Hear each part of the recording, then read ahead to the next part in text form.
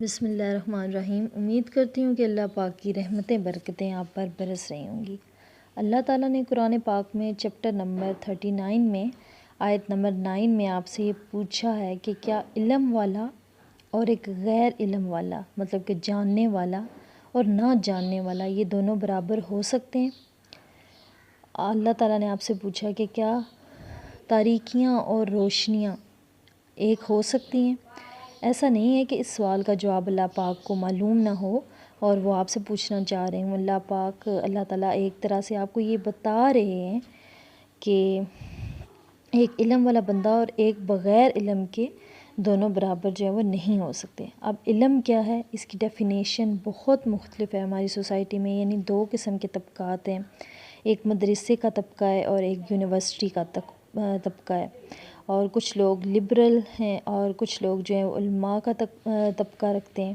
تو لوگوں کو یہ بات سمجھنے میں بہت زیادہ مشکل ہوتی ہے کہ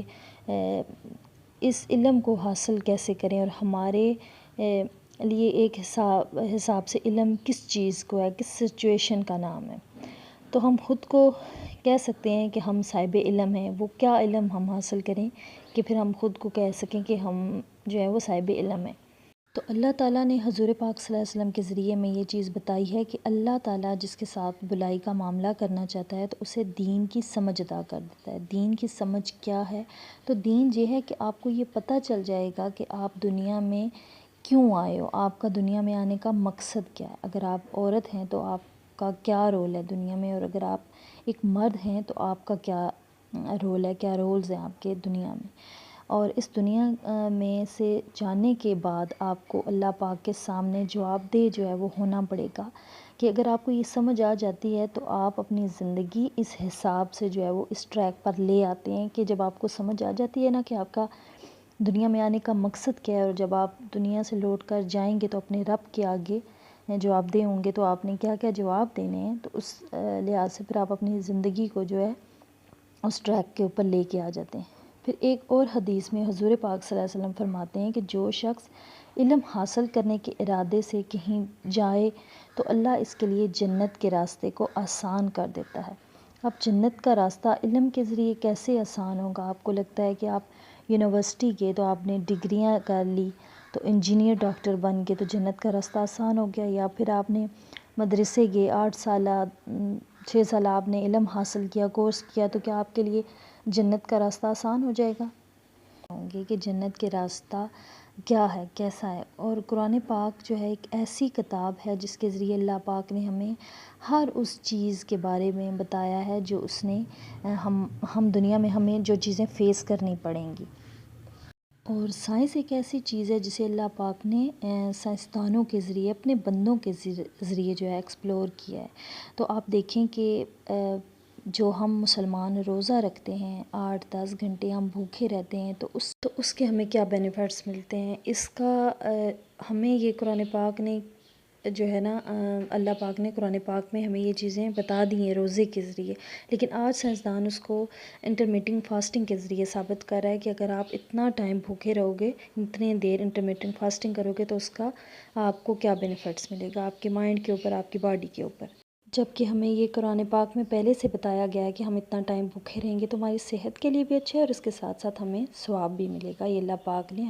لیکن ایز اے مسلم ہمیں چیزیں یہ صرف پتہ ہیں، ہم ان کا اس طرح سے استعمال نہیں کرتے کہ ہم اپنے لیے جنت کے راستے کو آسان بنا سکیں۔ تو اللہ پاک نے لوگوں کو جو دماغ دیے ہیں، سائنسدانوں کو جو دماغ دیے ہیں، آپ دیکھیں کہ اس دنیا میں کیا کیا نظام ہے، کیا کیا جو ہیں وہ لوگوں کو اللہ پاک نے تھیوریز دی ہیں، اس سب کے علم میں جو ہے وہ اللہ پاک کے علم میں ہیں یہ چیزیں۔ تو آپ دیکھیں کہ جو سائنسدان ہیں جن کو اللہ پاک نے اتنے شارپ مائنڈ دیے ہیں تو وہ خود کتنے علم والا ہوگا، بے شک وہ بہت بڑے علم والا مالک ہے۔ اور آپ کو کیا لگتا ہے کہ ہمیں قرآن پاک میں کیا بتایا گیا ہے کہ ہم نماز پڑھیں، روزہ رکھیں اور زکوٰۃ وغیرہ دیں تو ہمارے لیے جنت کا راستہ آسان ہو جائے گا؟ تو نہیں، اللہ پاک نے 2 طرح کے حقوق ہیں، ایک اللہ پاک کے حقوق ہیں اور ایک ایک حقوق اللہ اور ایک دوسرا حقوق العباد ہیں، اور اللہ پاک نے فرمایا کہ حقوق اللہ تو اللہ پاک معاف کر دے گا۔ اللہ پاک کے آپ نے اگر اللہ پاک کا حق مارا ہے، نمازیں نہیں ادا کی، تو آپ 2 آنسو بھی تنہائی میں بیٹھ کے بہاؤ گے رب کے آگے ندامت کے، تو وہ آپ لوگوں کو معاف کر دے گا۔ لیکن جو حقوق العباد ہیں وہ تب تک معاف نہیں ہوں گے جب تک وہ بندہ خود نہ معاف کر دے۔ آپ خود سوچو، اللہ پاک نے یہ فرمایا کہ کسی کا دل نہ توڑیں، کیونکہ دل میں اللہ پاک رہتا ہے، اور ہم دن میں صبح سے لے کر شام تک نہ جانے کتنے لوگوں کا اپنے رویوں سے، اپنی باتوں سے جو ہے ان کا دل توڑتے ہیں۔ تو خدا را جو ہے ایسی غلطیاں کرنا جو ہیں چھوڑ دیجئے۔ زندگی کا مقصد جو ہے نا ہمارا، وہ یہ نہیں ہے کہ ہم آپ فرض کریں کہ صرف ہم نے دین کو لے کے چلنا ہے، بلکہ اللہ پاک اور اللہ پاک کے رسول پاک صلی اللہ علیہ وسلم نے ہمیں یہ چیزیں کلیئر کی ہیں کہ ہم نے دین کو کیسے لے کے چلنا ہے اور دنیا کو کیسے لے کے چلنا ہے۔ یہ دنیا ہے، یہاں بھی ہم نے سروائیو کرنا ہے، ہر وہ کام کرنا ہے جو ہم نے کھانا ہے، ظاہری بات ہے، کمانا ہے تو کھانا ہے، پہننا اوڑھنا ہے، گھر کی صفائی ستھرائی کرنی ہے، لیکن یہ چیز کا خیال رکھیں کہ کسی کا دل مت توڑیں، کسی کو کامیابی حاصل کریں لیکن کسی کو رونتے ہوئے آپ کامیابی حاصل نہ کریں، کامیابی کی سیڑھی پہ نہ چڑھیں۔ تو امید کرتی ہوں کہ آج کا میرا ٹاپک، آج کی میری باتیں آپ کے دل میں لگیں گی، اور اگر ذرا سے بھی میری ویڈیو اچھی لگے تو پلیز لائک اور سبسکرائب کر دیجیے گا، اور ملوں گی میں آپ کو ایک نہایت ہی خوبصورت سی ویڈیو میں۔ تب تک کے لیے اپنا ڈھیر سارا خیال رکھیے۔ اللہ حافظ، جزاک اللہ۔